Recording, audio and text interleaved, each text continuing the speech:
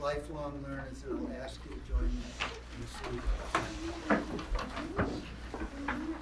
pledge allegiance to the flag of the United States of America and to the republic for which it stands, one nation, under God, indivisible, with liberty and justice for all.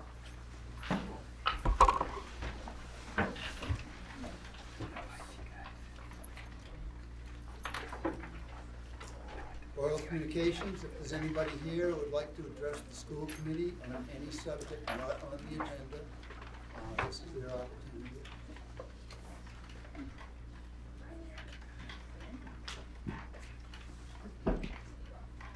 Do you speak on the floor?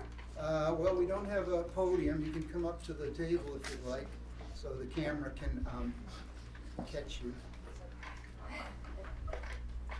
Forgive me, it takes me a couple seconds to gather my wits. I seem to be having some deja vu at the moment, and unfortunately, it's not the kind that it sits in your stomach at the very bottom like a heavy pit, an uncontrollable rock. Is there a microphone sheet you can use? Is there something you can use to project your voice? We'd love to hear. I can step this way a little bit, maybe I can speak a little bit louder. Thank you. Sorry. Like a horrible hike that finds you having gone full circle to end up exactly where you started. And just like that awful 360. Can you state your name? Erin Jewell. I have 2 children in the Gloucester public school system.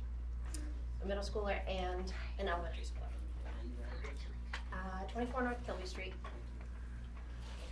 And just like that awful 360, I stand here before you again at this very podium asking for the very same thing in front of many of the very same faces as I did just a few short years ago, looking for the very same outcome. Well, I know why I am here and why so many of you are also here this evening. I question why you, the members of our school committee, are here. Is it the esteem associated with your position or the stipend attached to your seat? Perhaps you were here because you raised and educated here, or are you raising and educating your own children in this fine city? Lost my place. I can't read mine. I truly hope that you are here because you love our community and our schools. I sincerely hope you recognize the value of the great educators that are employed here at the Gloucester Public School System. And I can say for certain that they are not here for the esteem and they are not here for the dollars. While I realize there isn't enough time for you to share your why, I hope to share mine. So you ask, why am I here then? I am here to support the teacher who shows up early most mornings to help their math students with homework from the night before. The homework that mom and dad tried to help with, but just further confused them. I'm here for the teacher that spent nearly a week's pay at Staples so that their students would have enough in the classroom without having to ask for further donations from parents. I'm here for the teacher that learns a second language on nights and weekends to better help Robbie, who is struggling as an ESL learner. I'm here for the teacher who showed up to teach a school plagued by both the stomach bug and the flu, whose own child is home with a fever. For the teacher who wants to see Tanya, the uninspired student whose favorite subject is lunch, get excited about learning foreign cultures. I'm here for the teacher who cried in their car after school because it's 20 degrees out and their student showed up in a tattered sweatshirt and worn shoes with no coat or hat for the 3rd day in a row. I'm here for the teacher who watches Tommy, who struggles with grade level text, fix everything that is broken in the classroom. The teacher who watches Marcus wire his science project while the rest of the class is still puzzled by the directions. While this may seem silly right now, it may not seem so silly a year from now, or 5 or 10, when Robbie is teaching ELA at the same school that he blossomed at, or Tanya, who is only interested in lunch, is an award-winning chef at the new French bistro that makes the best steak you've ever had. Or Marcus, who rewired your aging electrical system so your house won't go up in flames. Or Tommy, who fixed your car's brakes. Our teachers raise our community. So unless you want to eat burnt steak, rear-end the guy in front of you, or watch your house go up in flames, it's time to act now. All kidding aside, if we want to keep and attract the best and the brightest, we need to offer them competitive wages and a solid multi-year contract. If you don't, the surrounding communities will happily continue to pluck them from our grasp and offer safer schools with happy work environments and larger salaries. The time is now. We need to offer a competitive contract that lasts the foreseeable future to better serve our community for today, tomorrow, and for years to come. I leave you this evening with the words of the brilliant and wise Dr. Seuss. Unless someone like you cares a whole awful lot, nothing is going to change. It's not. So I'm asking you, please support our teachers, for our students, for our community, and for all of the residents of Gloucester. Thank you.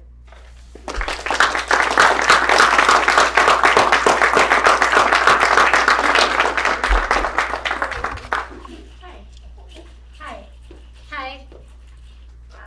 I just tell you who I am, right? Yes. Okay. Name and address. I'm Phoebe Potts. I live on Maplewood Avenue. I have a third grader over there who's at Plum Cove. I have lived in Gloucester since 2003. I'm here, well, I can tell you what I want. Let's tell you what I want. What I would like is that the teachers get to be part of the bargaining process earlier. So before you go, before they come to the city council, that they get to work with the school committee on what the budget should be, so that they're not being brought a number after the money's already been decided. And the reason I want that is because I think that if there's more communication between the two groups, I think you're going to have a solid outcome that makes more people happy sooner, that it'll stop these sort of intractable negotiations. But mostly what I want is I want these people to be incredibly well paid because I think they do one of the hardest jobs there is. And these are my co-parents. I don't know about you, but I find parenting really challenging. And my child spends most of his waking life with teachers. So I need them to be excellent. I need them to feel safe. I need them to be fed. I need them to have good housing for themselves because I need them to show up and just be ready to teach, and so that they can leave all their other stuff at the door. I don't bring a lot to the table financially. I'm an artist. I run the Hebrew school at our local synagogue, but I would happily pay more taxes if I knew it was going to teacher salaries. I think it's been said a million times, but it's an investment in the future, but it's also very much an investment in the present. If we have happy, well-paid teachers, professional grade, we are going to have a community that is extremely intellectually and physically healthy. I think that's all I gotta say. So, yeah, I wish I could say more. I wish you could just say, yes, Phoebe, that's what we're gonna do for you. But thank you very much.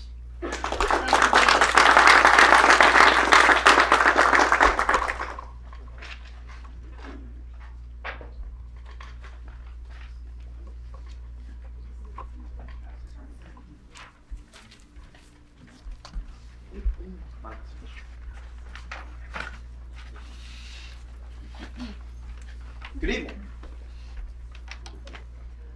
Madam Mayor, Chairperson Pope, and all distinguished members in attendance. First and foremost, my apologies for not making enough copies. Excuse me. My name is Matthew. If you want a videotape, this you have to ask permission. It's just Oh, okay, I'm sorry. Well, give them. I'll let you. Okay, all right. But you just have to ask. May we have permission to? Yes. And I'll make certain that just these in this angle here will be fine. Thank you very much, appreciate that. Thank you. Good evening, and thank you for allowing me to speak. My name is Matthew Lewis, and while I'm a Peabody resident, for the past 4 years I've had the pleasure of working at O'Malley Innovation Middle School. Prior to that, I spent a year and a half at the Gloucester High School for my practicum. The biggest joy of my career has been my acceptance into the fisherman community. That being said, I am greatly worried about the trajectory of our school system. I am worried about the increased pressure on students. I am worried that in my short time teaching, more and more students are coming to me with stress over tests. I am worried that our students are increasingly stressed over the safety and conditions of their buildings. During our last Alice drill, one student pointed out that the school feels like it would collapse if something really bad were to happen. I am worried with that the rise of socioeconomic diversity in our community, our schools are not equipped financially to address the needs of students. I am worried that our leadership sees us simply as lemons, or rather faulty cars that can be returned after a trial period. I am worried that our community is continuing to fall victim to societal woes, while the people who work with these woes every day, the educators, are not trusted to make judgment calls for themselves in an attempt to address these woes. While my worries may seem overwhelming, my hope outweighs these clouds of despair. Our students are wonderful learners and innovators. The creativity they demonstrate in and out of the classroom is unparalleled. I am inspired while watching students face societal injustices and decide that enough is enough. I am inspired the work of our countless lemons who tolerate the working conditions they face while often not even thanked or recognized. I am thankful that several school committee members came into my classroom to assist my students. I am thankful for the relationships that I have with my colleagues, both current and former. As my mentor teacher and dear friend from Gloucester High School, Tim Kearns, once told me, this community is built on helping one another. Gloucester's biggest success is its love for its community. Distinguished leaders of Gloucester schools, I implore you to please support our students and our educators. This can be done in two ways. First, as I'm sure many are you aware, the state legislature has passed the Fund Our Future bill. It will bring an estimated $889,000 to Gloucester schools in Chapter 70 funding. While this money does not fully alleviate all the problems facing our district, it will certainly help to create safe and stable learning environments. I am thankful for the leadership of Eric Lee in helping to get this legislature passed. With this additional funding coming to our district, I am hopeful that the people elected to represent schools will ensure that this money is not poached away from schools to other city matters. Finally, support our teachers by respecting the time and effort they put into making Gloucester a top-notch community. As mentioned during negotiations last night, our schools have improved, but we do not feel the recognition. Our elementary schools have improved because of the hard work that was implemented by the teachers. Provide all teachers with the resources that they need, and the success will follow. I would also like to remind you that at the bargaining table, we are not just bargaining for a raise. We are specifically bargaining for what the community has asked for from our district. Recently, the MTA and GTA have held joint forums, which some of you attended, with community stakeholders to address the concerns facing our district. Might I remind you that these are the community stakeholders, are the people who elected and re-elected you. Please honor the will of the voters and grant them the greatest possible schools our community deserves. I want to reiterate my hopefulness and leave you with a quote from the great theologian and professor, Dr. Cornel West. West writes, "You cannot lead the people if you don't love the people. You can't save the people if you do not serve the people." School committee, please serve your people. Support your educators and support your students. Thank you very much for allowing me to speak.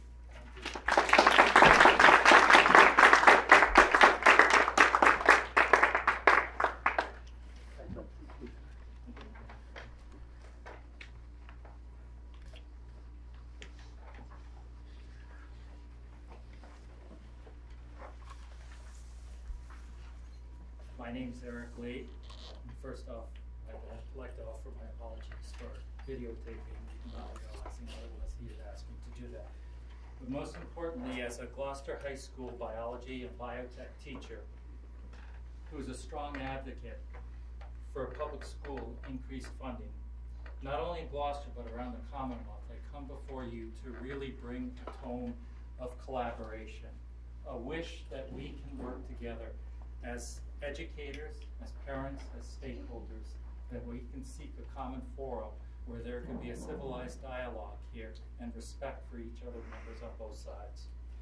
As teachers, we've had to become advocates both on the state and local level for the investment into public education. And this is public education. This is the education of the citizens of Gloucester here and the future stakeholders in our community. We believe at our core that every child is deserving of a public, quality school education regardless of their zip code. This includes a safe school, access to adequately staffed social and emotional psychological services, staffing support for our increasingly diverse English language population and special education students. It also includes librarians, foreign language, visual and performing arts, vocational studies, and many of the programs some of them that have been cut in recent years, but really what define and make Gloucester schools a special school to be able to come to. We need to be advocates to promote all this together and to look at the common ground that's there and to work forward so that we can prevent students who may choice out of here, and there's no reason for them to choice out of here if the public message gets across. It starts with this collaboration and cooperation that we are seeking, that we can sit together at a common table. We hear increasingly about diminishing funds. We hear about conflicting different points of view, which are totally understandable from finance committees, from city council, from the mayor, from the school committee. We understand that. We want a dialogue. We have held community forums. We have brought people together and recognized some of the problems that are happening and some of the good things that, of course, are happening within our school. It is a changing dynamic. The school that we now have is not the school that we had 15 years ago or 20 years ago. We're striving to create a Gloucester Public Schools graduate who has a pathway to productive citizenship and the skills necessary for employment or further academic study that will lead to that employment. We advocate for our students, and we continue to adjust to the changing social and educational trends while never really losing sight as to what works inside of the classroom. Giving so much of our time, often with little reward, and lately, sometimes without the respect we deserve as highly educated teaching professionals. I do love my job, and I want all of you to know that. I live it with passion and the knowledge that we can make a difference in our students' lives. For some students, school is the very best part of the day where their voice is heard and they matter. But as teachers, we are doing the job more and more by seeking outside funding to cover basic supplies or equipment necessary to teach employable skills, such as my class, biotechnology, or many of the other STEM and other related courses that are out there.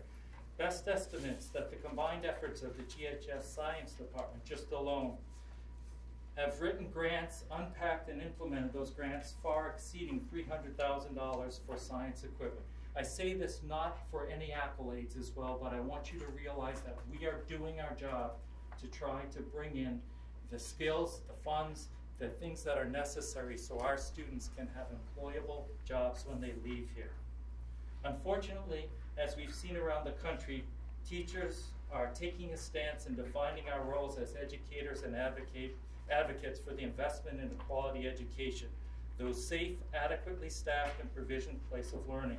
Locally, as concerned teachers, we have held community forums in January to address the inadequacies of funding and to seek a common voice, a common venue for the school committee, city council, mayor, elected officials to dialogue and advocate for changes in Chapter 70 funding. 2 years ago in May, and this past May 16th, Gloucester teachers, concerned parents, and advocates rode buses to the State House to seek that increased public education funding with a broad-based social justice coalition. It's our belief that we all, school committee, teachers, parents, everything else like this, must actively and publicly advocate for this. And it's important that all who are here and all those who may be watching and hearing remotely be reminded that I presented before this committee here a resolution to be discussed and acted upon to urge our local legislators to enact reforms to Chapter 70 funding to bring more money to Gloucester, to hopefully to alleviate this logjam. That money is owed from an outdated formula that last was revised in 1993. This money would and will come to Gloucester, not on the backs of Gloucester citizens, but from the state surplus in a revenue-neutral way. This committee, unfortunately, did not take up that issue, nor did they vote on the proclamation. Unlike the 98 other school committees and school superintendents of the Commonwealth that voted to support increased funding. This idea that teachers, responsible citizens, parents, and the general public are fighting for increased funding in a tax-neutral way must be recognized here. Fast forward to October 3rd and 23rd of this year, when the House and Senate overwhelmingly passed the Student Opportunity Act, which over the next 7 years will input more than $1.4 billion into public schools in a fully funded, tax-neutral way. Best estimates are that Gloucester will receive in a combined Chapter 70 and other ancillary provisions to address an increased ELL population as well as high needs total revisions, which we can go over here, from possibly from $800,000 to some say as high as $2.1 million. The numbers are still to follow through, but regardless, this is money that's going to be coming to Gloucester. This is what we ask and what we implore, is that we have a say inside of how that money will be used. We want to see it going to safe, adequately staffed classrooms. We want to see it provisioned in a way so that common sense input from the community leaders, from the stakeholders, the professionals who are doing the work and know our children in the best way, will be able to speak to the needs. Not necessarily having, we have been accountable. We have done the standardized testing, and we will continue to do the standardized testing, and we take that data to heart, and we work day by day in PLCs to try to improve that. But our voice, unfortunately, I don't feel is being recognized or heard in the manner that it should. We long for a dialogue that allows us to spend time in the classroom. No one likes standing out. It's hard to come to a school committee meeting as you have it at 7 o'clock when you're up at 4:30 in the morning to be in the classroom there at 7:20 in the morning. We want to do our job. Please, I implore you to find the time and the initiative to become that advocate as well, to seek that common good. I realize that you do feel it inside, but that dialogue must be initiated again, so that we can find common sense solutions that really do make a difference for our students. I thank you for your time.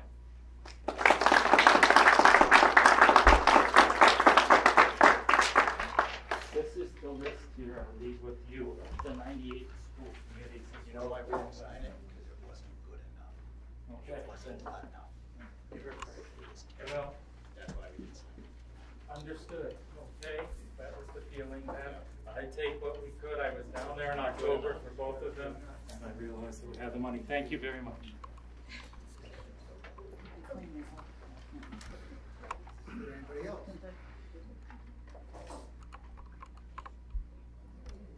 We want to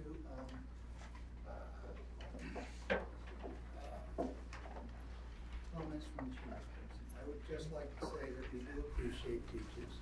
We do advocate for funding. You know, and we will see when the money really shows up, what it amounts to. We've heard a lot of speculation, and we're very hopeful. But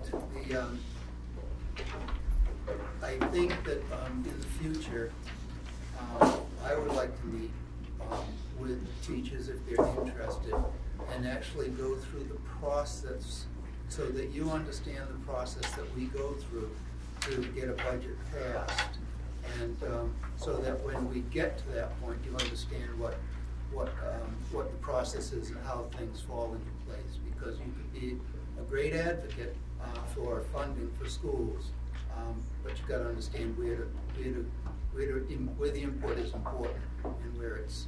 Don't throw it this way. I walked in, I better not be walking into a mess, that's all I'm telling you.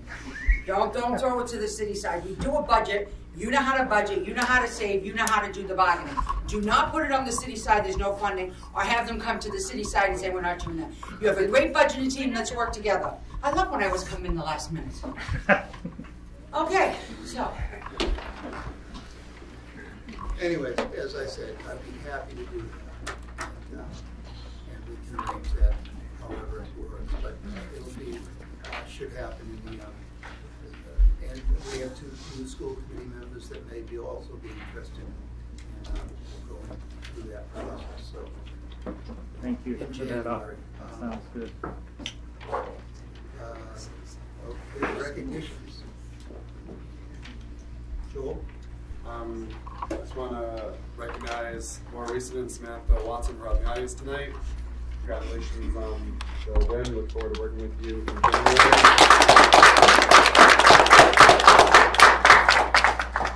Although Ida's not here tonight, I want to recognize Ida Shaker. She ran a good campaign. She, although she didn't make it onto the committee, she certainly raised a lot of issues throughout the debates and meetings that I hope the committee will be able to take up starting in January also. So I thank her also. I just want to recognize Melissa Texera for getting the Lifetime Achievement Award from the Massachusetts Association of School Committees. That was a great, great honor, and I'm very, very proud of you. You're doing such a great work.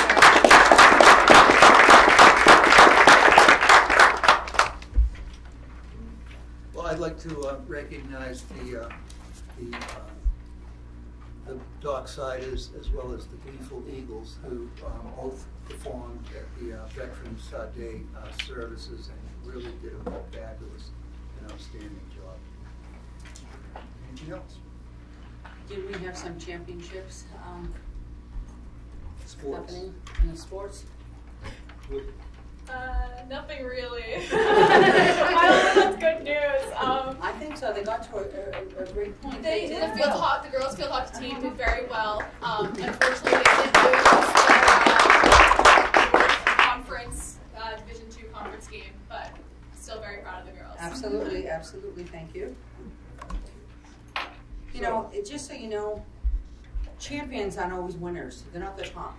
Champions are like Ida Shaker, who lost the race, but she won because she brought awareness of things that were missing in the school departments that we need to do with special needs, that she was a person who was in the shadow and was always afraid to speak up and ran for office.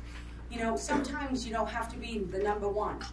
It's just how you play the game and what goes on. And that's our children, our children. And congratulations, because they didn't have to get number one.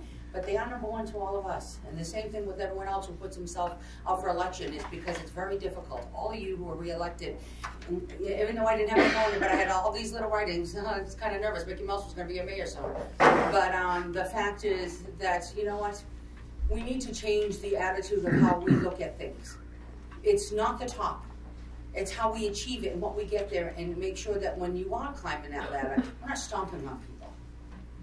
Thank you.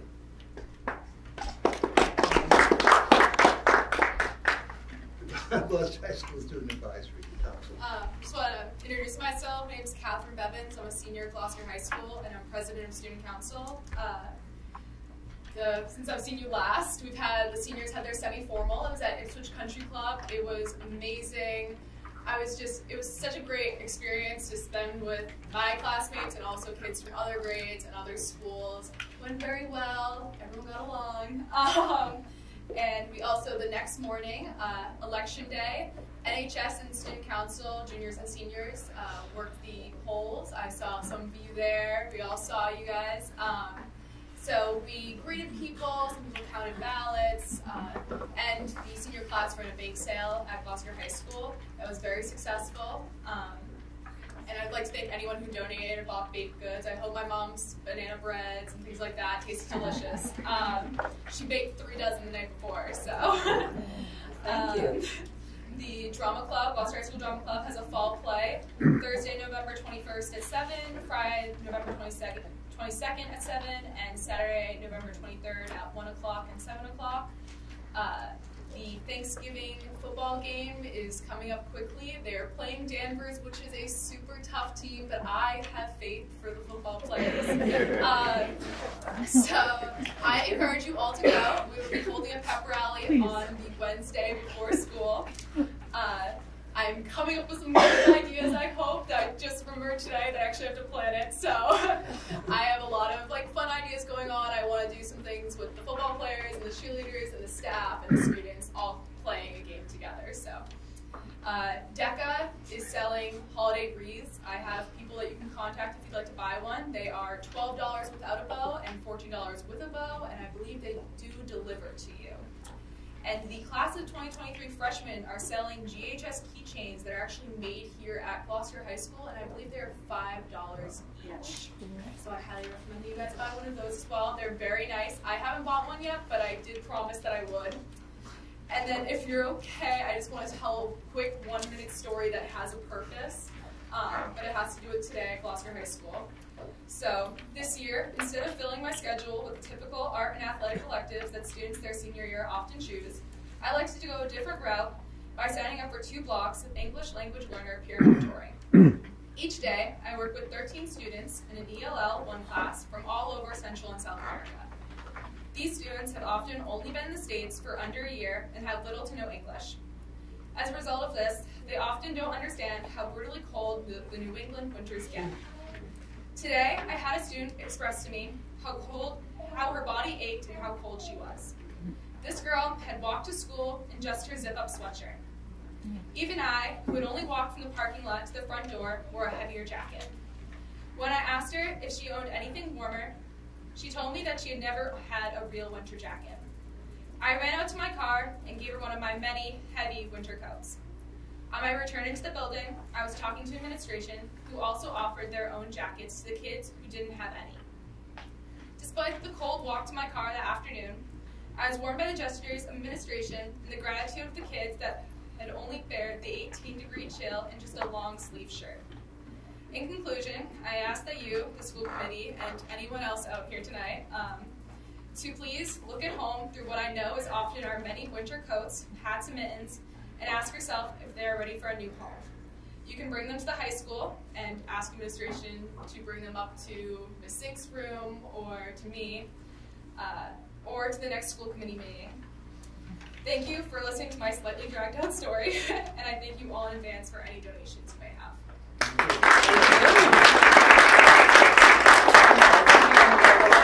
I got an email asking, do we do this in Gloucester? And Joe Orlando Jr. has a whole bunch of coats that he wanted to donate. He says, where do I bring them?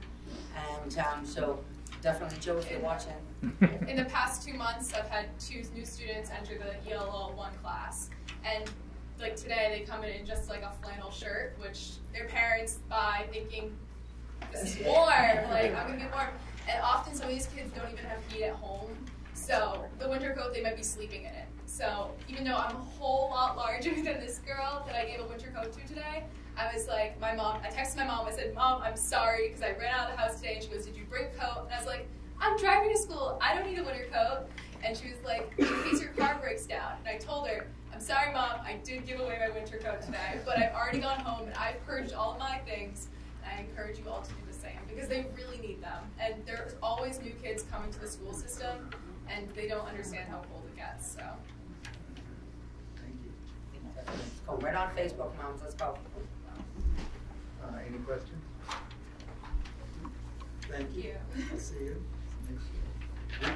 Just so you know, in December we meet. We're going to meet the 1st and 3rd instead of. Yes, I have them written down my calendar.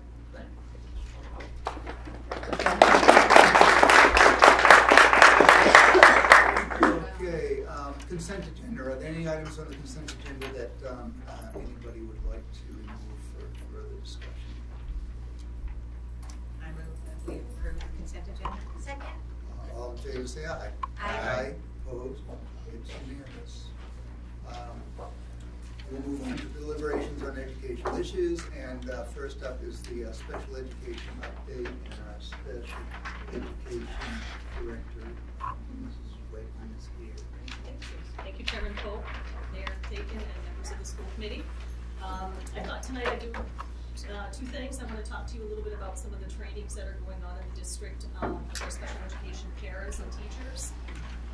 Also, we have some news regarding some workshops that are coming up from our CPAC and our Gloucester High Transition Coordinator. And I wanted to give you an update regarding our program evaluation that I spoke about in the spring. And then after that, I thought I would spend some time going through the process of the tiered focus monitoring, which was formerly known as the coordinated program review. We've just completed our self-assessment, and the on-site monitoring is going to be coming out in December, so we'll have to do that process as well. I know Mr. Bach gave an update about some of the professional development occurring in the district, but I would review for you that the middle and high school paras on October 1st for the half day. We have, for this year, contracted with EDCO Collaborative, which is out of Bedford. Dr. Nadine Stein is the executive director, and she came to the middle school and did a training called Traps and Pitfalls in Education that we can overcome. She did a nice job giving a little bit of overview for special education law for the paraprofessionals. That was the middle and high school paras. Some of the do's and don'ts of communication with parents and on social media. She gave them some tips of the trade and the do's and don'ts, and making sure that they understand what the district's requirements are with social media. and making sure that they understood their role if they were a paraprofessional or a one-to-one regarding how they should be communicating with parents if they come to them with a question, and making sure that they check with the teacher first. And that was a well-received training.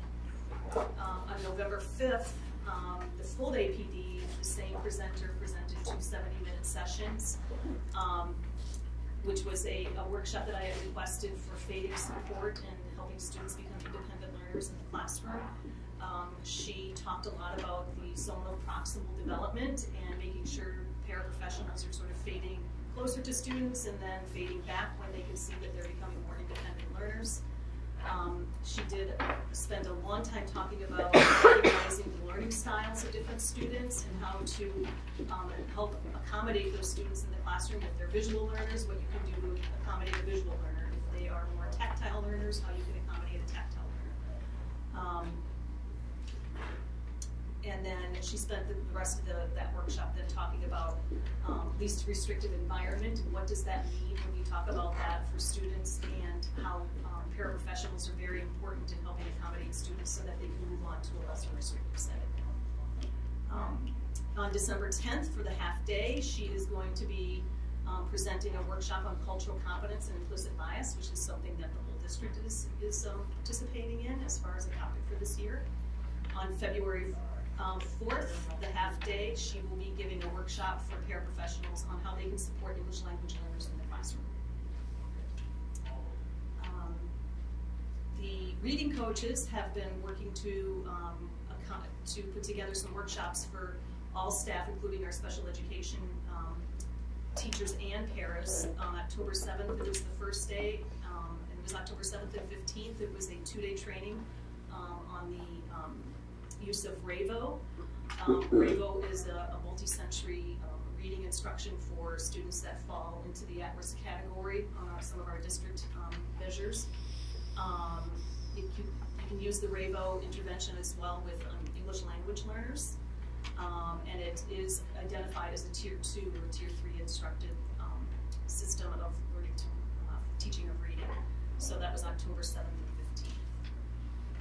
15th. The same trainer, Melissa Orkin, is coming back December 10th and February 4th. She's going to be presenting a 2-day training specifically on all things dyslexia, talking about preventative approaches to teaching reading difficulties, defining dyslexia, sort of that fine line that we walk when we talk about a reading disability versus dyslexia and what's the appropriate terminology.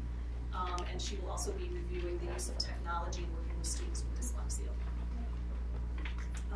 Back in the spring, I talked a little bit about the new dyslexia legislation. Which we thought would be coming out in 2019-20. It's been delayed to 2021. No, I have not said why, but the district has already sort of gotten ahead of what we think is going to be included in some of the screenings that they're requiring. So we talked about the rapid automatic naming and rapid automatic sequencing assessments, and our district has already added that to our screenings. In other news, on November 7th, the preschool again had their family dinner for all parents. The Open Door comes and has a spaghetti dinner. They gave out free cookbooks again with Spanish versions available for parents. They also provided information on how to apply for SNAP benefits like they always do. This year they did something different. They had a mobile food market. So anybody that was there that evening, staff, parents, administrators, anybody could shop for vegetables and fruit. I know Nancy Goodwin would want you to know about her transition fair, which is November 20th from 5:30 to 7. That's held right here in the library. She is our transition coordinator, and she's putting together her annual transition fair for families. The fair really highlights any services for students that are really at that transition age, which we start talking about transition at the age of 14. So there will be vendors, including representatives for post-secondary education, recreation, housing, supported employment, transportation, family advocacy, and she's also hoping to make sure that we have some attorneys here to give information on guardianship. And I know Mass Rehab Commission will be here as well. development. DDS will be here, and then someone that represents SSI and SSDI benefits will be here to give parents some information.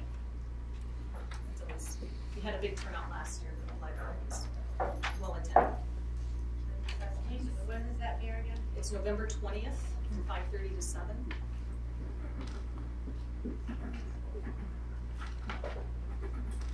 As far as our CPAC, we now have a new co-chair, Ida Shaker. They had their first parent coffee on November 1st at the library.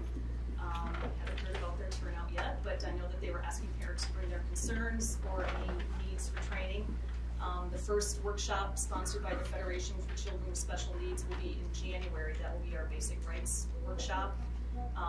We also have signed up for the Turning 3 Essentials, which is always well attended because we get families from Pathways to come to that, as well as some of the staff from Pathways.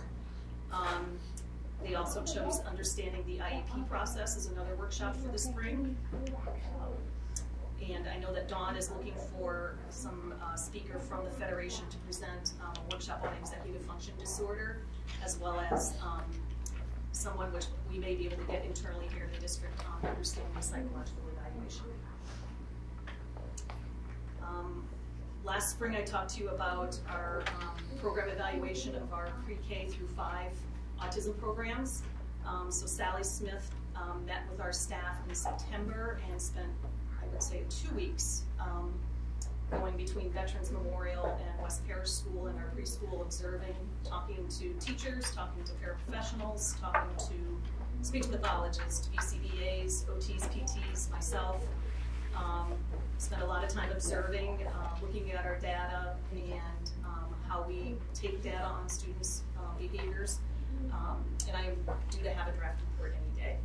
So when that becomes available, I'll make sure that you have the highlights of that report. Moving on.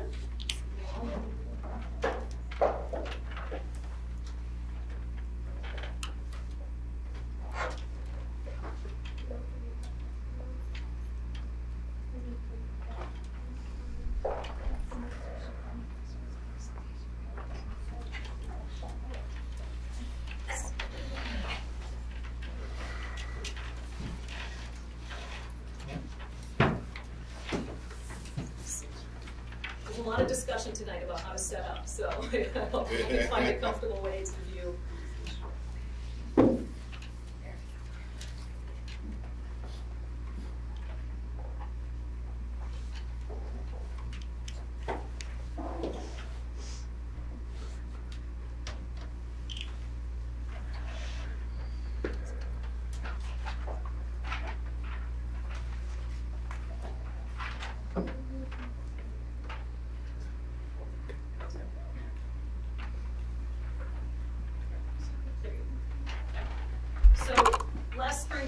A little bit about what is now called tiered focus monitoring, which is the Department of Education sort of compliance monitoring process. It used to be called coordinated program review. For those of you that have been in the district or have been on the school committee, the coordinated program review would take place every 6 years. There would be a midpoint monitoring check-in with staff. So they've changed it, which is actually, I think, a much better idea because it gives us, it's less depth and more breadth. So we can still get the assistance when we need it quicker and the feedback quicker for what they're monitoring. So all districts undergo on-site monitoring every 3 years. Districts are broken up into groups. Either you're in group A to start or group B. And the public school monitoring will assign supports and resources to, depending on what level of need you are, focusing more intensely on those requiring the greatest level of support. So I have a sort of an inverted triangle so you can understand.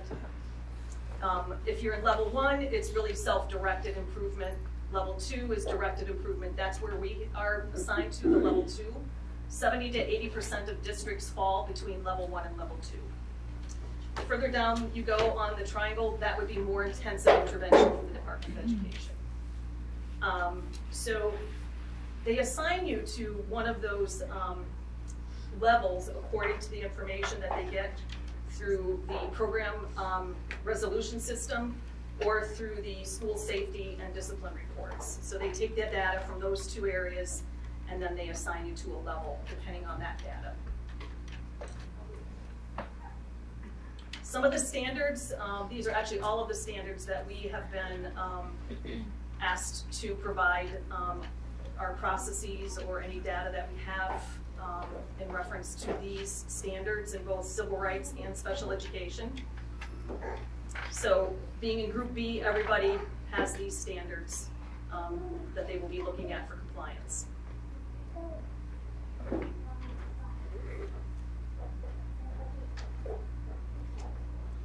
The targeted standards are standards where if they show some of our data with any of these criteria seems to be a little, that shows that we're not serving students well in some of those areas, they might add some of these criteria to our current group of criteria for more monitoring for compliance. We did not have any of these added to our current standards.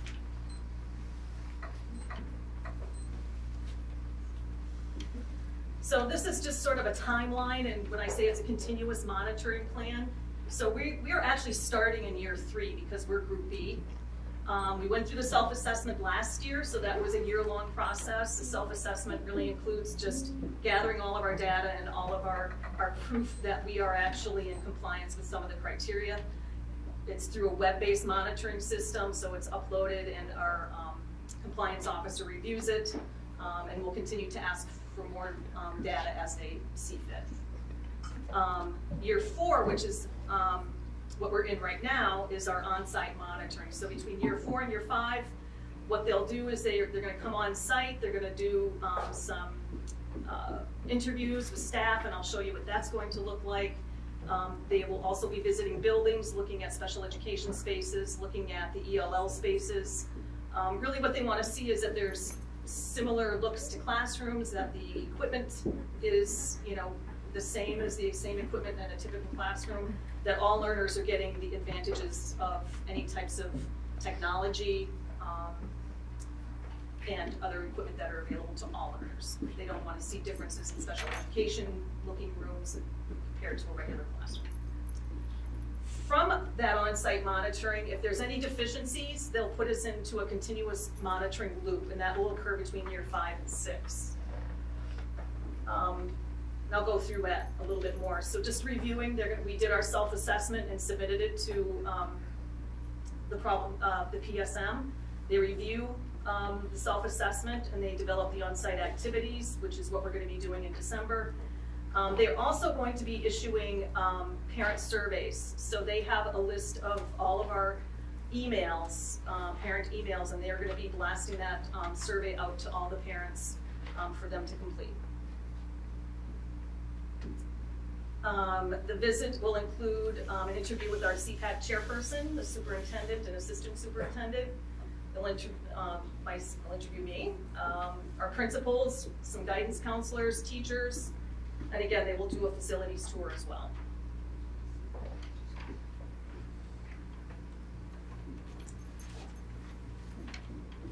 So if there are areas identified, they will write feedback to us, and they will develop what's called the CIMP, or Continuous Improvement Monitoring Plan. We've got 20 days to respond with written feedback. And then what they do is they'll have you different progress reporting dates that we have to upload any information that might have been deficient in their review of our information that we submitted. That information will be available through the WBMS, the web-based monitoring system, and to the public as well. We have 1 year from the date of their final report to make sure that we are in full compliance of any deficiencies that they found. So the final report is mailed to us within 60 business days from the end of their on-site visit. And then the final report is available to the public on the DESE website. And then we also have to make that available to the public as well.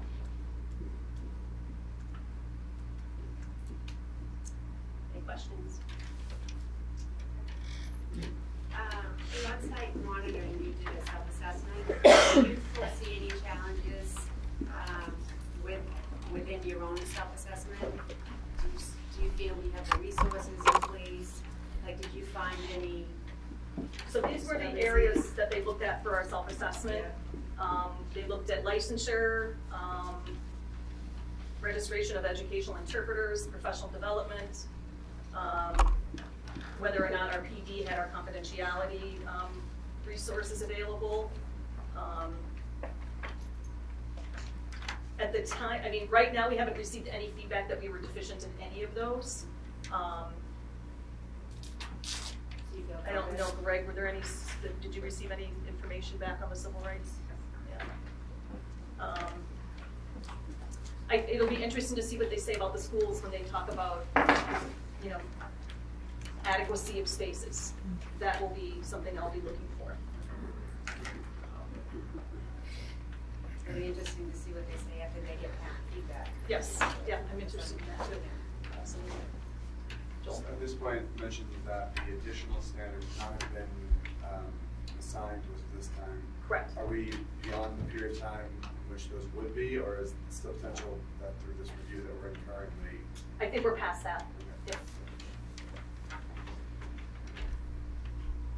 I just have a question while you're here. Sure. Do the bus monitors that are on the special ed buses, do they get any type of PD or any training or any introduction to any matters that may arise?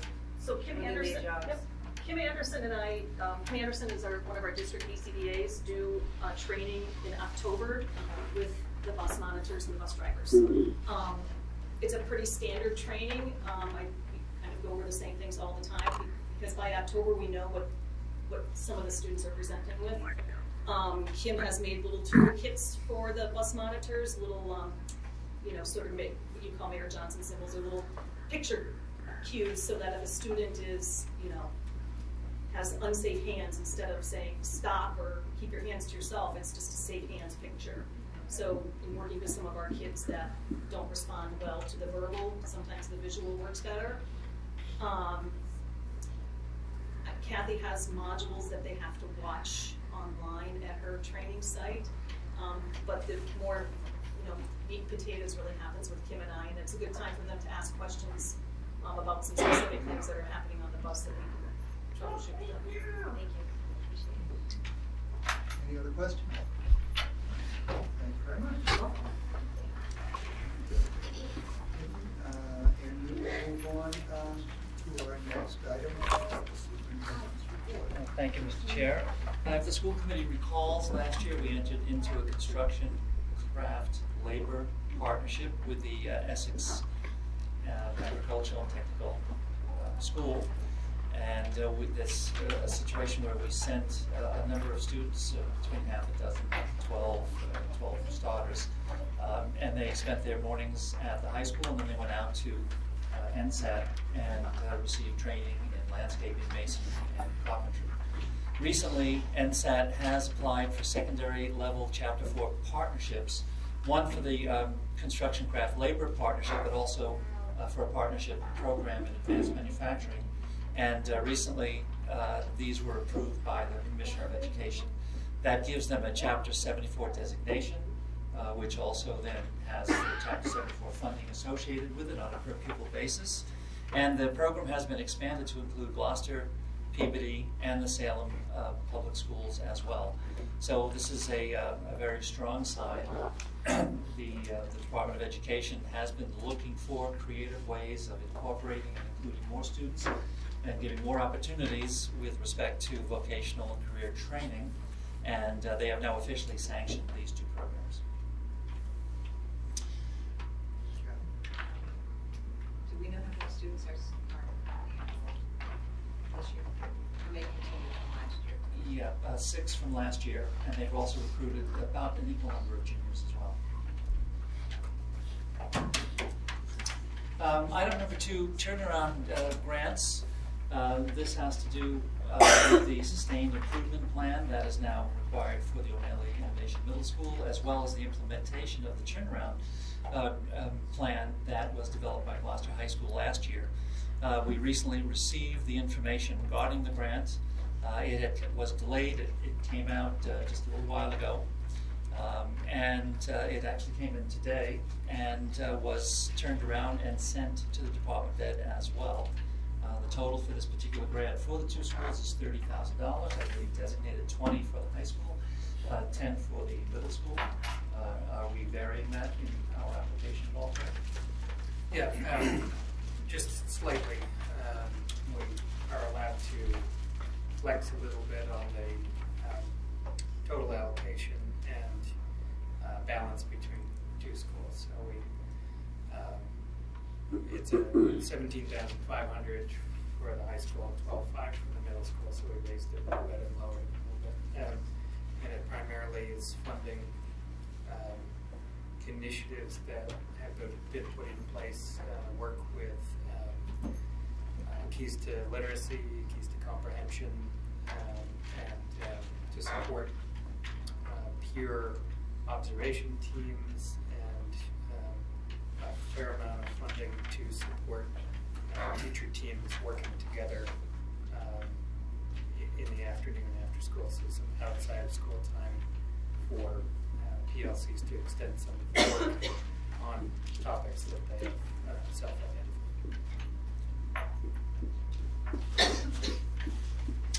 Item number 3 refers to the Cape Ann Study for Education. If you recall, both Rockport and Gloucester have contracted with the University of Massachusetts Donahue Institute in order to look at the potential for any, the term that's used is efficiencies that might exist between Rockport and Gloucester, and also ultimately a long-term view of the potential for some form of regionalization as well. The research project is in its inception. We just had the first check-in last night. In fact, we had a meeting, and there's a timeline which has been established. They've given us an entire rate and chart of the activities that will take place up through the final draft of the particular of their research conclusions. Right now, what we spoke about yesterday was setting up some interviews, both for Rockport and Gloucester personnel by their request, by the Donahue Institute's request. They'd like to speak with the Assistant Superintendent, myself, Chief Financial Officers. They'd like to speak with the middle school principal, the high school principal, guidance counselors from each level as well, and a couple of principals from the elementary. We have finalized that list, and we'll be submitting it to them by Friday, which is the deadline they're asking for. We also reviewed some of the survey questions. This will be a phone-in conversation. We reviewed some of the questions that they will be asking. There are some adjustments they'll be making. We'll be sharing those with the interviewees as well, so they know what to expect come time when they are being interviewed. And we can expect that first phase of this project probably to be completed sometime by the middle of December. Item number 4 is a safety update. Lieutenant Gossam of the Gloucester Police Department has reported that all drills and simulations for the fall with respect to safety, active shooter, armed intruder procedures have been completed at all 7 schools in the fall, and they'll be doing another round again in the spring as well. I have some illustration here of some of the notices that went out from Gloucester High School. This went out to parents, talking about the purpose of the drill to provide an opportunity for students and staff to practice research-informed active shooter, armed intruder procedures outlined in the Gloucester High School Emergency Management Plan. Excuse me.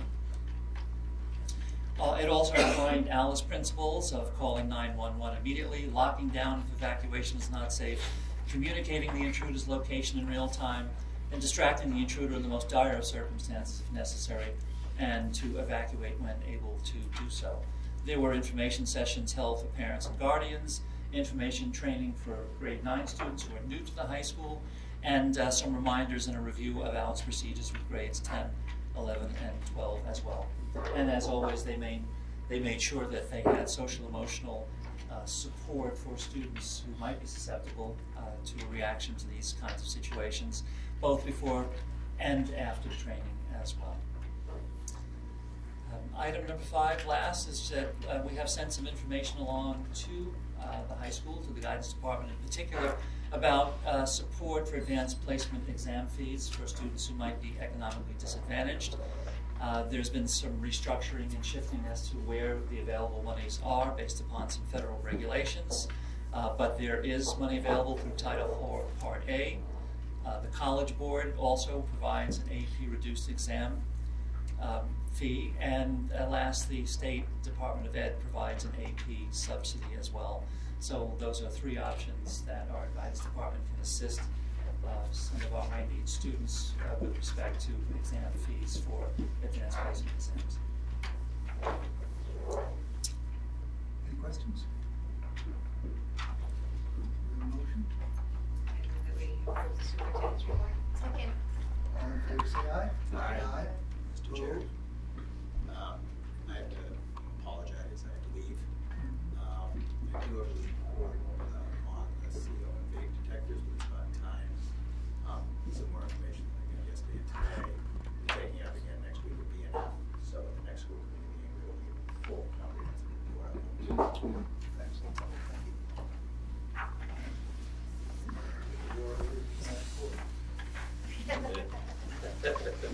Scheduling conflict due to the change of times. Okay. I know, so that ran. Okay, the next item on the agenda is we were going to, as always at this time of year, do our evaluation and discuss the contact renewal for the superintendent. But since this was put on the agenda, we've received a letter saying the superintendent intends to retire. That we're in this contract, which is June 30th. So instead of discussing that, I think we need to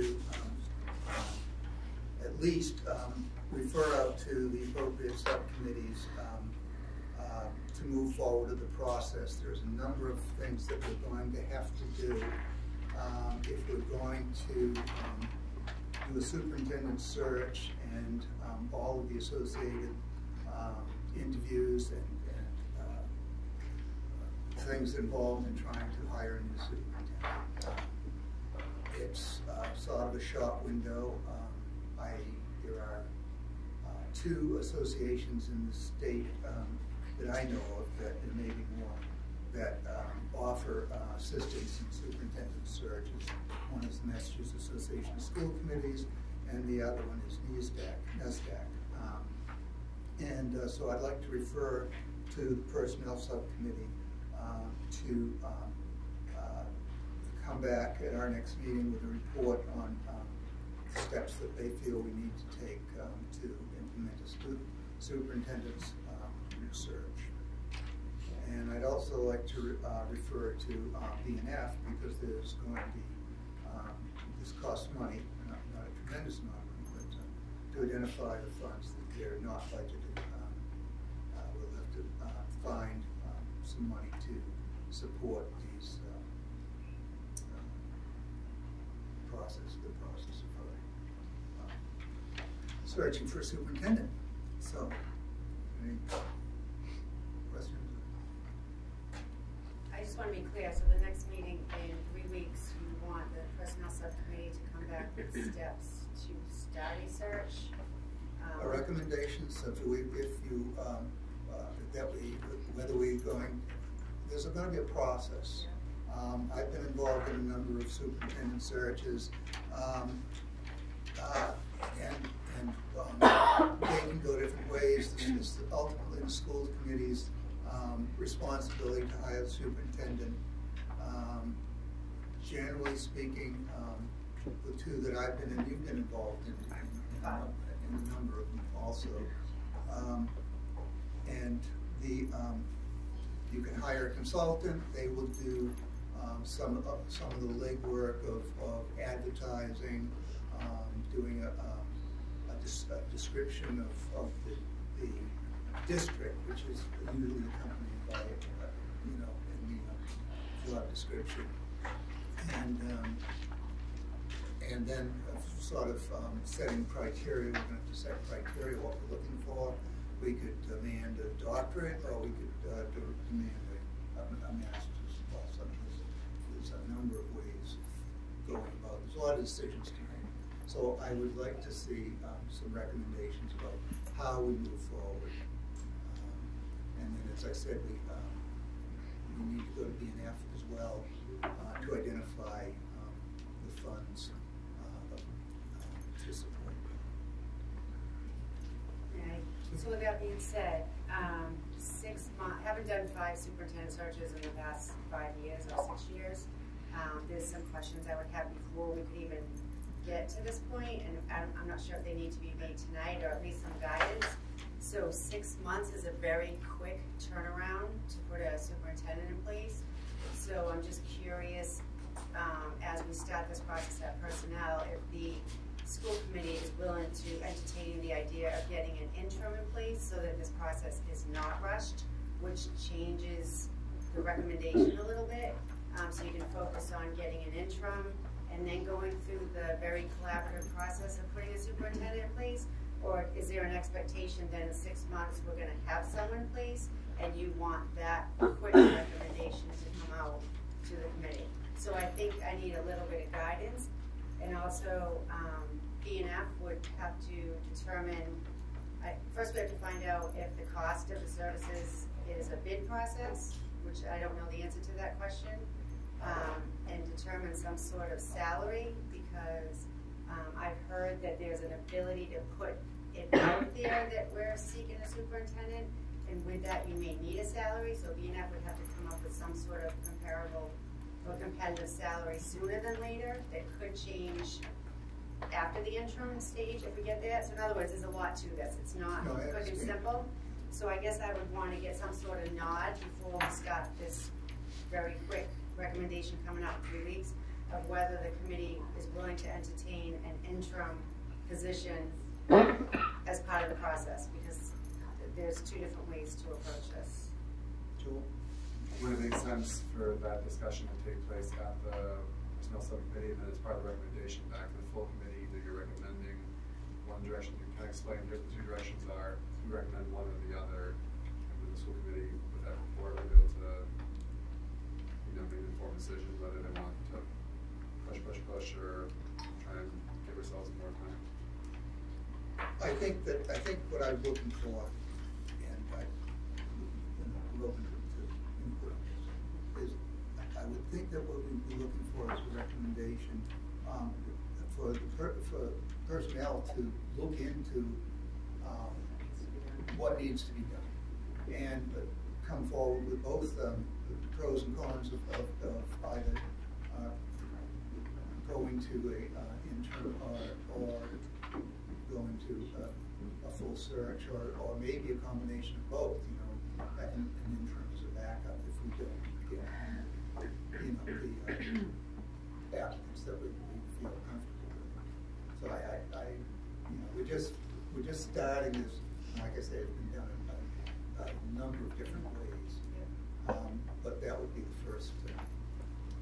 Can we also authorize Melissa as the chairperson to do some reaching out to people that are maybe are contacted at MASC, and to see what the level of confidence is that there are a lot of people out there that we should be. Is this a good year? Is it a bad time of year? So it'd be nice to know their feedback as well. Go on the websites of NASDAQ and MASC, and NASDAQ only has one advertisement right now as model head. MASC has 4 or 5. There was only one that was there was a couple of regionals out west, and but it was also effort.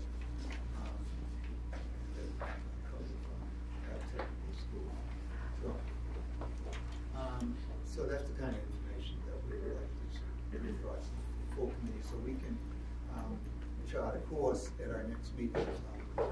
So I just want to get back to a little bit what I mentioned. So I need to know the answer of the bid process, because if we do have to go through that, then I don't know if necessarily we're going to reach out to MASC right away to guide us and then ask them to bid on it. So there's just a little bit of background I will need.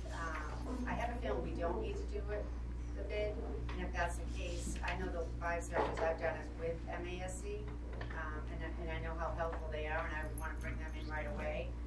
NASDAQ, I don't know anyone that's worked with NASDAQ, but I'm open to it, but I don't know if we want to spend a lot of time choosing between the two, so if this is going to be a quick turnaround, so there's just a lot of discussion to be had and a lot of decisions to be made. If the committee is willing to let the personnel do all the work and make the decisions with the recommendation, that's great. Sometimes full committees have those discussions at first with the expectations and then send it off.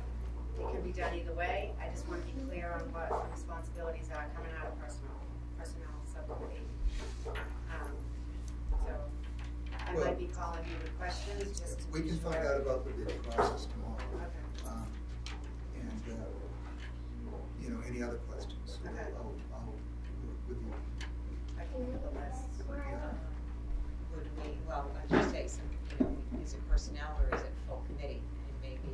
So, from my experience, there's and MASC will tell you when I say MASC, because that's the only one I've worked with, that there's some benefits to having the full committee involved, but then there's some benefits to just having subcommittees involved as far as the actual process and people coming forward. Right, yes, but I was thinking in terms of that discussion to answer some of your questions. And obviously there's a smaller committee that handles the process. I think that worked well the last time. But should, you know, when you do personnel, should it be a full committee so you have more of a discussion because you have a lot of questions? So I would say give me some time. Let me think about it a little bit, review my notes from past experience, and I'll let Jonathan know. And if I feel like it's a full committee decision first, maybe we can have a full committee quick meeting and then have a personnel right after. Because I think there's a lot of expectations in this short period of time, and we may want to take a deep breath and approach it in a productive and responsible manner. Knowing that my personnel subcommittee will be changing in January, I just want to say that too. Because Michelle and Tony are on that subcommittee, and then we did. That would complicate things a little bit as far as trying to get this moved forward. But what I guess what we're really looking for is so that we come back at the full committee meeting in the first week of December and are able to have the information that we need and a recommendation from the personnel subcommittee as to how we proceed. I think we don't have to have everything in place in order before we get the it out there that we're looking for a superintendent. You know, but the more we have, the better. Anything else? Okay, we'll move on to committee reports. And the first up is the Personnel Subcommittee meeting of October 30th, 2019, and it was a single item, and it was to develop a job description for the coordinator of student obligations. And yeah, did you chair that? I was there. Oh, you were? Yeah, You did show up. I did. Tony tried to intervene a little bit, and then I showed up. So we just had a one-item agenda, which was to develop, not actually to develop it, the job description was developed by the administration, so we reviewed it. And I believe it's in our packets tonight. This is a job description for a student obligations coordinator, which is going to assist in collecting fees and funds that are delinquent in the areas of transportation, preschool, athletics, food service, insurance for Chromebooks, and other receivables by the school district. So we went through the description, and we were pretty happy with what the administration put forward. There was a question that still remains tonight a little bit. There's some language in the second sentence that says, the second sentence of the brief description, which states the individual may be required to attend court hearings on delinquent accounts. my experience working in the court caused me to raise an issue of whether or not, if this individual was in court to represent, do they become an agent of the district that can bind us into some sort of agreement? And if that's the case, is a stipend position the correct person to put us in that position?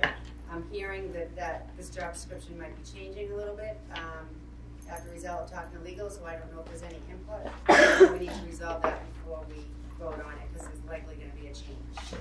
Right, my understanding was the consensus is that this job description should take care of all of the work up to and perhaps including accompanying the particular director whose department we're seeking to collect, but that is the director of that particular department who should be attending those meetings as authority, and I'll send that, if that's the recommendation, I'll send that off to legal and get their opinion and can bring it back to either personnel or to the school committee. I don't see a reason to send it up to legal if we're changing it to the individual may be required to accompany and assist at a court hearing, because that just relieves the problem. Right. As long as the administration realizes that someone else is going to have to represent the court.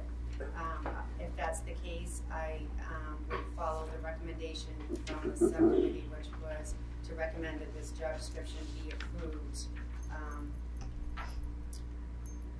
Considering that issue, which we just did, and if that's the case, then I would recommend the committee tonight votes to approve this so that we can get a person in place. I don't know if there's any questions. I think Tony and Michelle were there. Kathy was there. I was there. Oh, Kathy was there. Michelle was there. So the change would be the individual may be required to attend and assist. To accompany and assist. Accompany and assist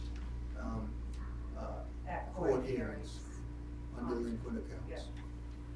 Okay, so everybody clear on that. Other than that, everything else stands just for so that people who aren't looking at this understand this is a stipended position.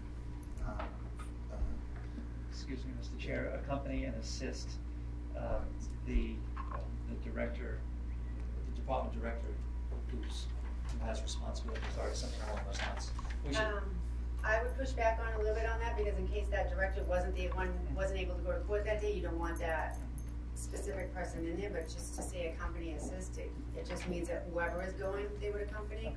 So I don't know that you want to get that specific and designate who's going to be in court in case a court date comes up, the director's out, and you need someone else to fill in that's capable.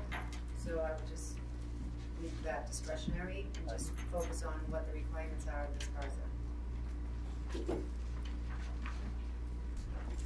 So it stands as accompany and assist. I would recommend. Okay. Do a motion? Well, the motion from the subcommittee, personnel subcommittee to the school committee was to approve this job description as discussed. Second. Is there any discussion? All in favor, say aye. Aye. Opposed? It's unanimous. No, that's all we addressed at that meeting. So that was in my report. Tony had to leave. We did have a BNF meeting, and we did. As he said, as he was leaving, we'll have a more comprehensive report on the issue of CO2. CO2 or CO? CO.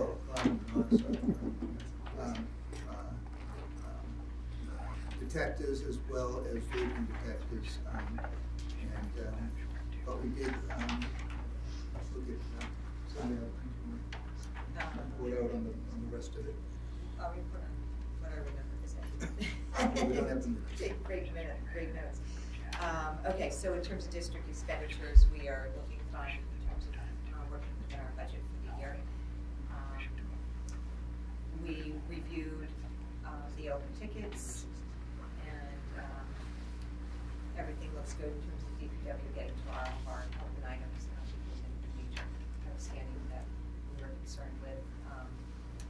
One of the items we talked about for a while was food service equipment. There is a long list of equipment that is just not either not working well, and so that list exceeded $100,000. 150. $150,000. We talked about how that equipment gets installed. That's part of that cost, is the external people that install that equipment. Martha Jo Fleming reported that so many of our things require heavy maintenance that so far this year we've spent $32,000 already in this fiscal year on maintaining our equipment. So we are going to continue working with Martha Jo to prioritize and get just a better definition as to some of the specific requirements and the amounts and what is it that we want to put as high priority to make sure it happens in the near future, so that food can be cooked and be a little tastier. The high school has 6 ovens, 6, and 3 of them need to be replaced. So What about the ones that I asked you to look at West Parish that they were complaining that some of the products were not working, refrigerated stove and things? They fix them because those are under warranty. yeah, they're not on the list to be brand new. Well, I know, but well, they're gonna be if we don't repair them when they're supposed to be repaired. That's what I'm saying. What was happening is when things, I'm glad that we're all working together to get on this, but you know, we keep deferring, we keep delaying, we keep doing things, and then next thing you know, like some of the things that are happening, and then we have no more warranty. We need to go after people who do these things right away because they need to replace them and not us. You can get an assurance from the director of DPW that the warranties are being pursued. Thank you.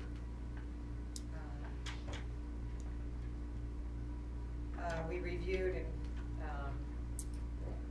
we accepted a car.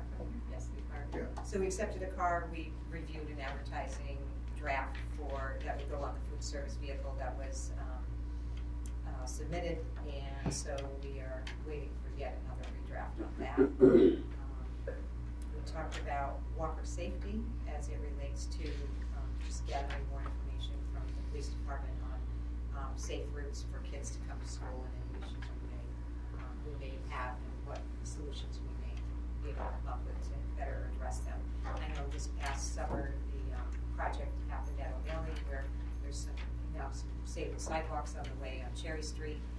So that's one piece of it. I know they did work at the end of Cherry Street Poplar, which is also helpful for the students. So we just want to keep an eye on, what other areas might be a problem.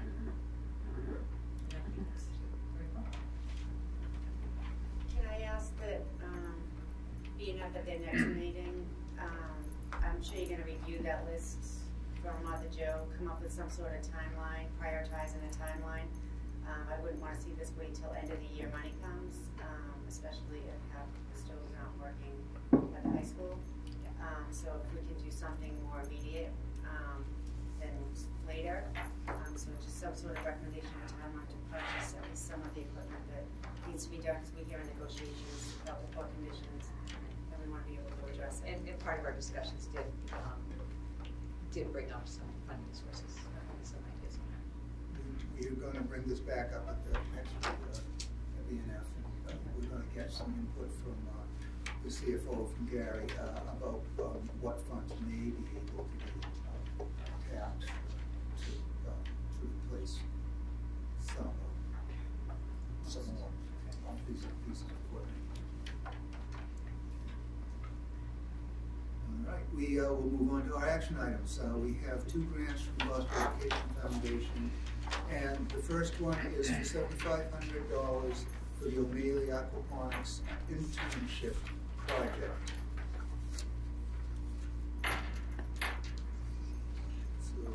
I move that we accept the grant from Gloucester Education Foundation in the amount of $7,500 for the O'Malley Aquaponics internship project. Is there any discussion? There is a letter from the Education Foundation in the packet.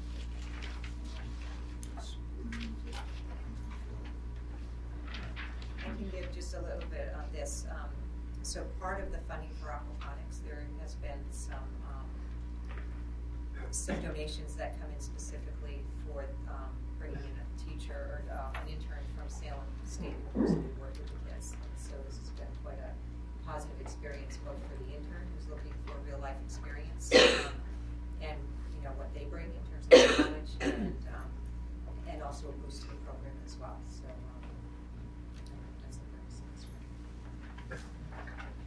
Any further discussion? favor say aye. Aye. Opposed? It's unanimous. I should be clear that the grant is at interest of Richard Wilson.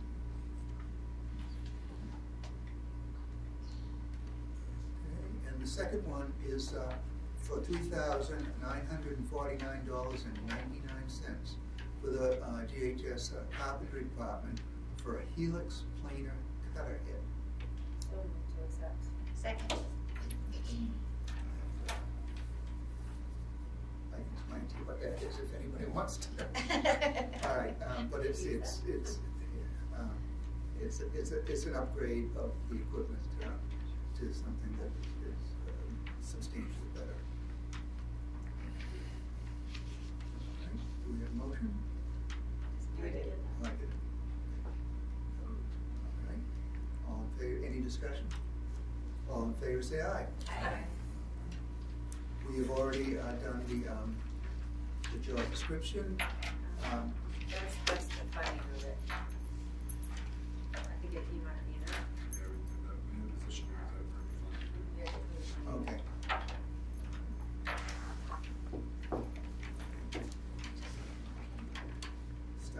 The stipend position. Okay, I move that we approve the coordinator of student obligations stipend position as recommended unanimously by the Building and Finance Subcommittee. Second. And just for the record, that amount was $4,600. Any discussion? All in favor say aye. Aye. Opposed? It's unanimous.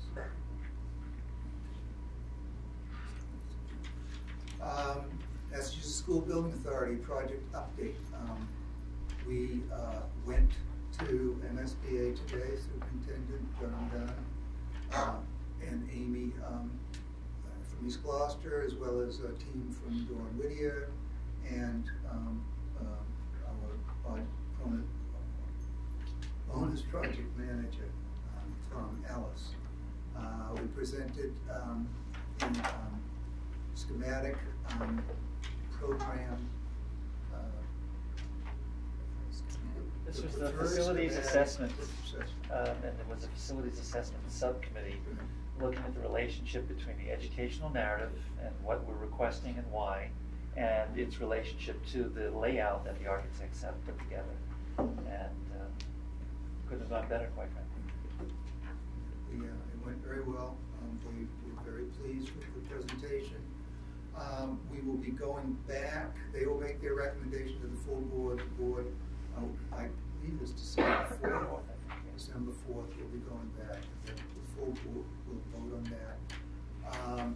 If they vote on it, then the architects will proceed with north of developing a preferred schematic plan, which is the next step. Is there ever any discussion, I'm curious to know about potential flexibility of the use of buildings? Obviously, we're designing this for our current configuration. It makes sense. It's what we've been projecting for the foreseeable future. But I was thinking our larger school buildings typically go through these evolutions, especially if we're planning 50 years. This building has held several different grades. O'Malley's held very many different grades, Fuller held a ton of different grades.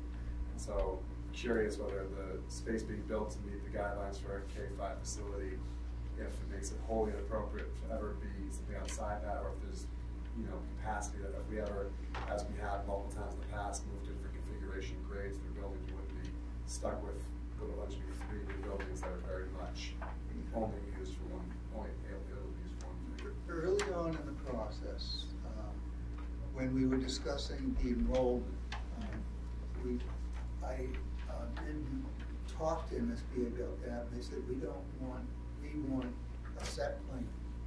They said, once you get it built, once we're out of there, you can do whatever you want with it. Sure. But we don't want to have sort of a, maybe we'll do this, maybe we'll do that kind of plan. So. Sure, I'm thinking more along the lines of, like, we know, for example, a kindergarten class needs to be bigger than the rest of the 1 through 5. I would just, if there was something that is needed to provide flexibility that isn't, you go, oh my goodness, if we had just built these classrooms 20 square feet bigger, we could have put 6th grade here, and now we can't because we did, and that sort of thing. But, Yeah, in there, major stuff. there are, of course, guidelines on what, as you just said, size to the classroom and stuff, but we have also asked for extended spaces. We'll have 4 classrooms per grade, and for each 2 classrooms, there'll be an extended space as well.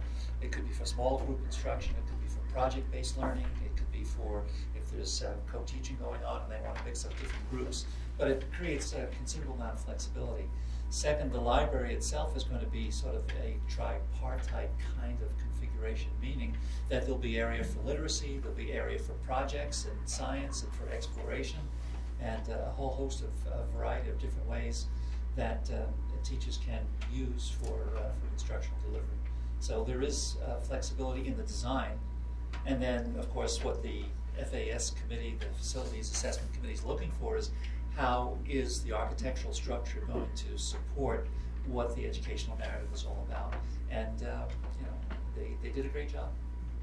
And another architectural feature that they're looking at, but that is included in the plan, is that there'd be, and they haven't really defined it yet, but there would be the capacity for join 2 classrooms together to open up a wall.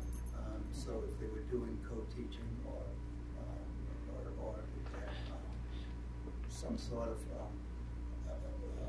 presentation for, you know, for cups and kids or something, we could open up that wall and have a larger double space. So I think there's flexibility built into the plan, but we're not at the plan stage. We're at the report stage. And there is a building committee meeting tomorrow. We'll be approving some invoices and minutes, but we'll also start the discussion about whether we should go with a bid plan bid. Design bid build. Design bid build, that's it. Or a contractor risk.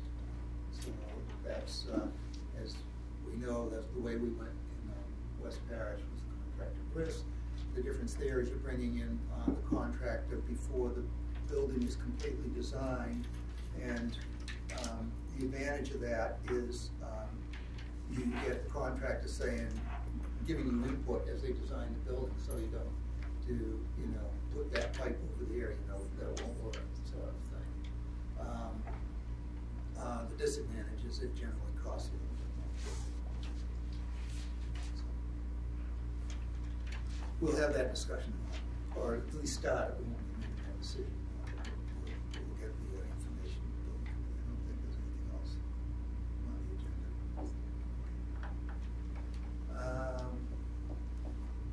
Anything else? School locations. Cities and negotiations. Any other?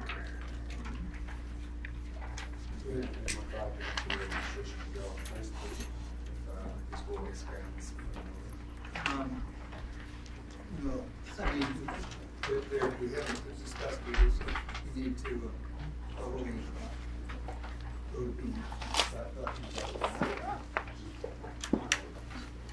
Okay. We have a motion to adjourn? Motion to adjourn. All in favor, say aye. Aye. Thank you very much. Good evening.